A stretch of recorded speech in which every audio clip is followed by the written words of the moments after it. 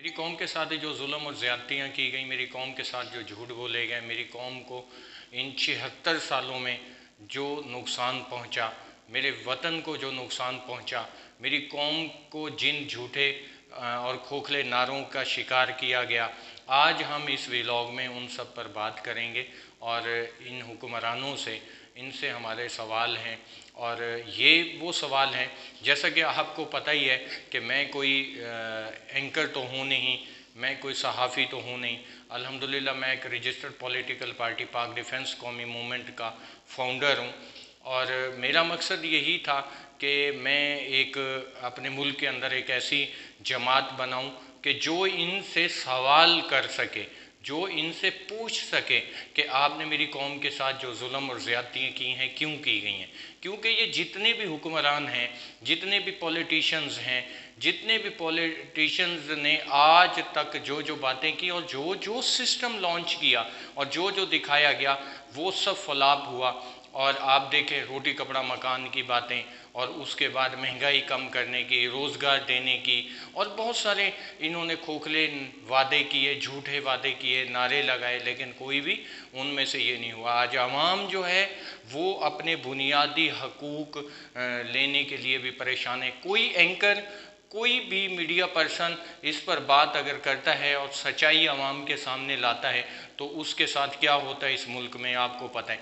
लेकिन अल्हम्दुलिल्लाह मैं एक रजिस्टर्ड पॉलिटिकल पार्टी का हेड होने के साथ साथ मैं इसलिए इस प्रोग्राम के तवज्जुह से अपनी कौम के सामने जो सवाल रखता हूँ और इन लोगों से जो पूछता हूँ, क्योंकि इतना मैं इनके लिए तरने वाला नहीं साबित होऊंगा कि ये जो है मुझे उस हिसाब से परेशान कर सकें जितना कि इन्होंने किया। क्योंकि अल्हम्दुलिल्लाह मेरी सारी लाइफ जो है, मेरा पूरा पास्ट जो है वो बेदाग मेरा माजी है, जिसके अंदर अल्हम्दुलिल्लाह ऐसा कुछ नहीं है कि मैं इन की ब्लैक मेलिंग्स में आऊँ।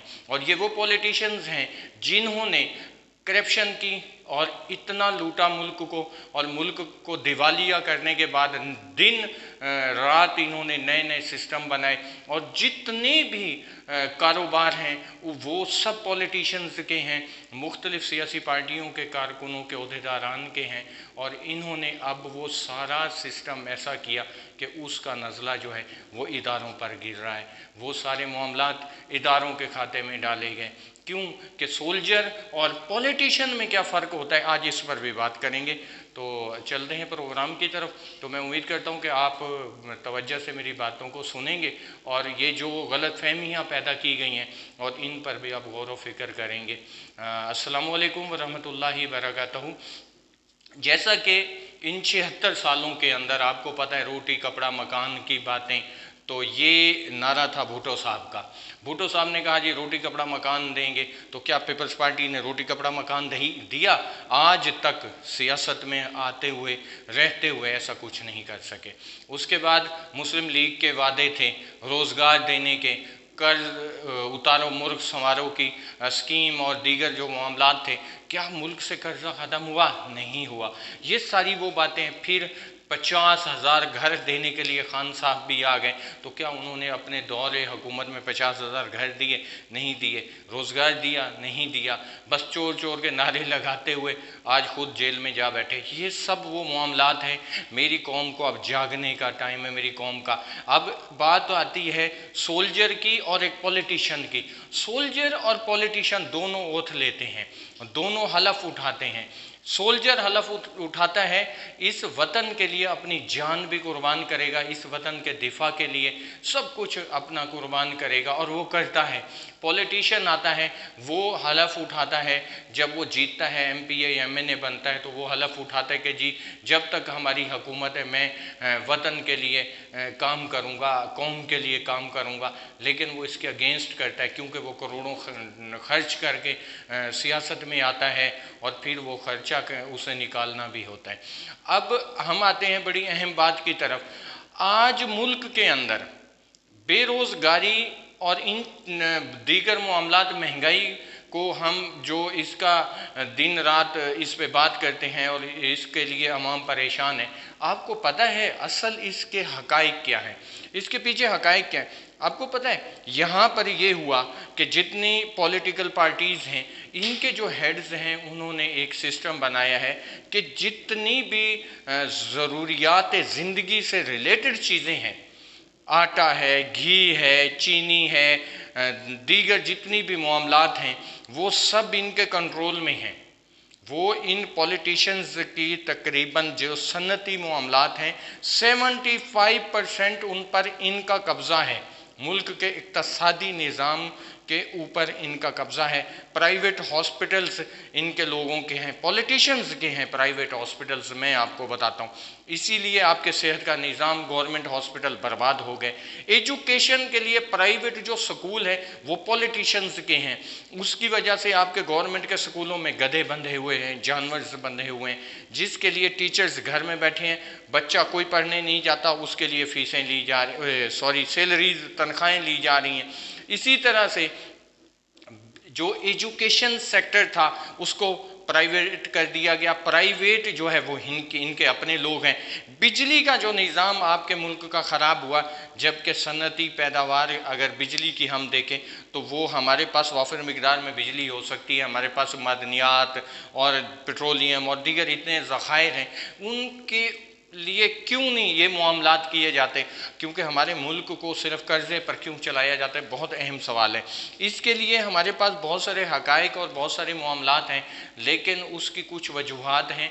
मैं उन वजूहात को क्लियर करना चाह रहा हूँ और वो देखेंगे कि उसमें जिस चीज़ से मेरे मुल्क को नुकसान नहीं हो वो बात मैं सामने लाऊँगा इंशाअल्लाह तबारक व तआला। लेकिन अभी जो अहम बातें हैं वो ये हैं जो मेरी कौम के लिए जो नुकसान का बाइस बन रही हैं, वो क्या है?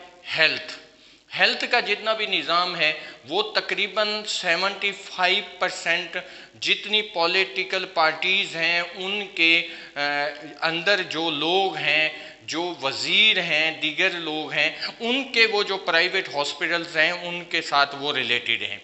उसके अंदर से उन्होंने इसको बिजनेस बना दिया। मैं अगर ये बात कहूँ कि पाकिस्तान को एक बिजनेस स्टेट बना दिया गया है तो ये बात नहीं होगी। आपके सामने आप देख लें, इसको ज़राअत को बर्बाद करने के बाद आपको बाहर से चीज़ें मंगवानी पड़ती, गंदम मंगवाई जा रही है, दीगर चीज़ें मंगवाई जा रही है। क्यों मंगवाई जाती हैं? जबकि अब ज़राअत में हमारा मुल्क खुद कफील था, उसको बर्बाद किया गया। ये सिर्फ अपने बिजनेस की वजह से, अपना बिजनेस चलाने के लिए। इसी तरह से हॉस्पिटलों का यही निज़ाम बना, एजुकेशन स्कूल्स का यही निज़ाम किया गया, तबाही और बर्बादी कर दी गई और सिर्फ अपने बिजनेस के लिए। और ये सारा सिस्टम इस तरह करने के बाद पॉलिटिकल पार्टीज़ के जो कैंडिडेट्स हैं, जो लोग हैं, जो इन्वेस्टर्स हैं, जो ब्यूरोक्रेट्स हैं, जो सियासतदान हैं, इन सब ने उसको कैप्चर किया। करने के बाद स्कूल्स सिस्टम बने, प्राइवेट स्कूल्स बने, प्राइवेट हॉस्पिटल्स बने, गवर्नमेंट स्कूल्स और गवर्नमेंट हॉस्पिटल्स बर्बाद हो गए। इसी तरह से ज़राअत, तिजारत, सन्नत को बर्बाद किया गया। क्यों? उन लोगों की बर्बाद कर दी गई जो इनके मामलात में, इनके सपोर्ट में नहीं आते थे। कौन से नहीं आते थे? 25%। 75% से या तो इन्होंने वो जो आपकी सनती पैदावार की जो मिल्स थी उनको ख़रीदा, जिन्होंने नहीं दी उनको मजबूर कर दिया गया कि वो मुल्क छोड़ने पर मजबूर हो गए। उसके बाद ये सारे का सारा सिस्टम इस तरह कर दिया गया कि इसे बिजनेस स्टेट बना दिया गया। इदारे मातहत होते हैं आपके पार्लियामेंट के आइन के थ्रू, और आपका आइन बनाने वाले तो बिजनेसमैन हैं। आपके आइन में जो पार्लियामेंट में बैठे 90% जो है उसके अंदर बिजनेसमैन बैठे हैं। उन्होंने सियासत को भी बिजनेस के तौर पे लिया, तो ये वो लोग हैं। और आगे जो एजुकेशन का उनका सिस्टम है, आप कौम से वो भी नहीं छुपा हुआ।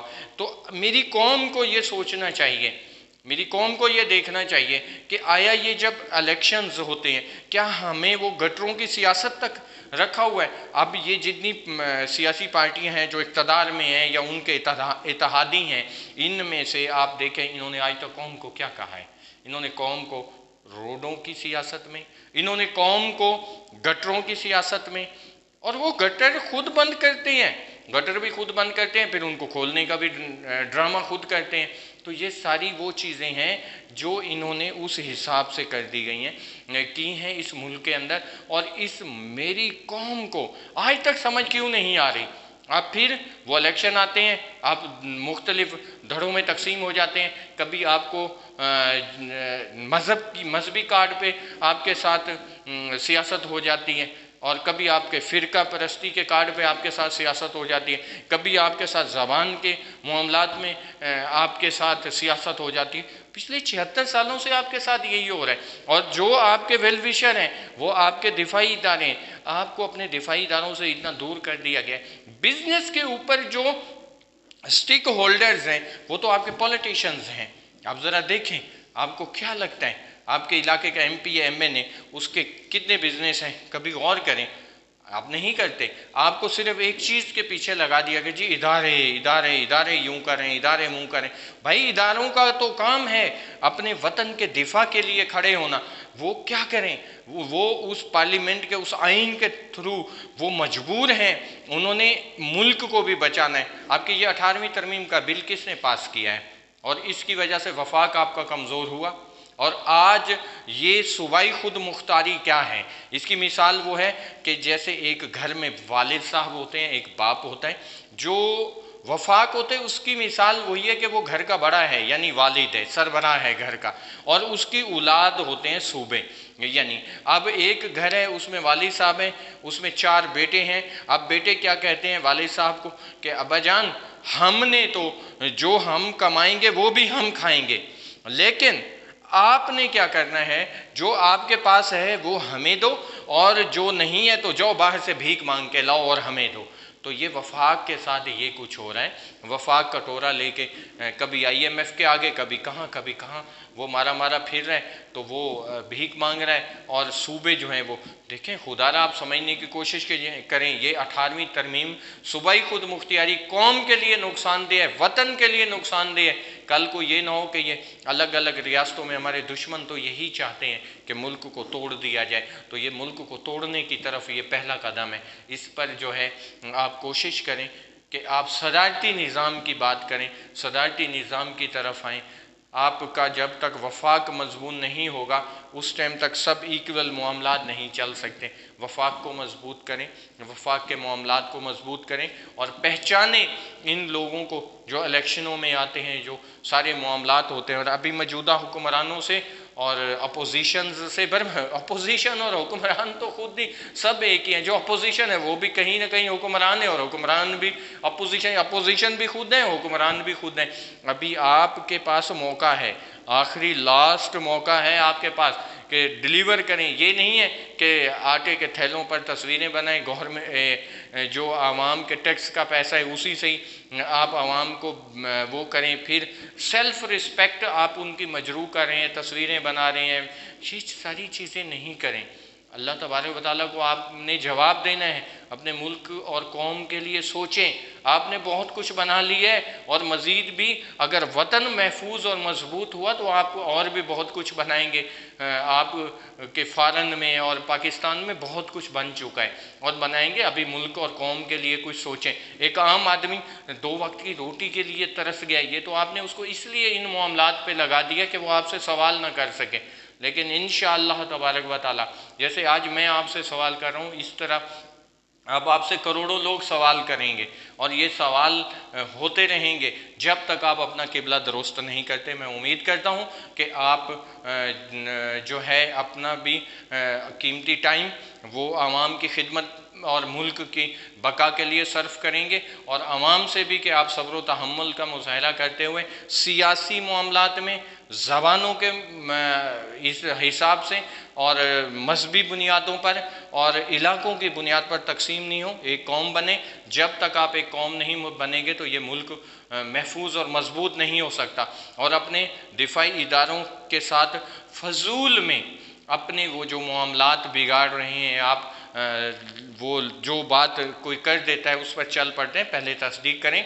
आपके दिफा के लिए तो वही मुहाफिज हैं। एक सिपाही जो है वही जाके चलते हुए वो अपनी लाइफ के अंदर स्ट्रगल करके, कोर्सेज करके, मुख्तलिफ और उसके बाद वो 4 स्टार जनरल बनता है, वो ऐसे नहीं बनता, उसकी बड़ी कुर्बानियाँ होती हैं, बॉर्डर्स पर कुर्बानियाँ होती हैं, और कितने तो गुमनाम शहीद हो जाते हैं इस वतन की बका के लिए, आपको पता ही नहीं होता। तो इस वजह से जो आपकी घरों के मुहाफिज हैं उनको आप पॉलिटिशियंस के पीछे लग के और उनके मामलात को उनको गाली नहीं दें। वो आपके शहीद, वो इस वतन के शहीद आपके अपने हैं, उनकी इज्जत करें, इस वतन के लिए, अपने लिए। पाकिस्तान जिंदाबाद।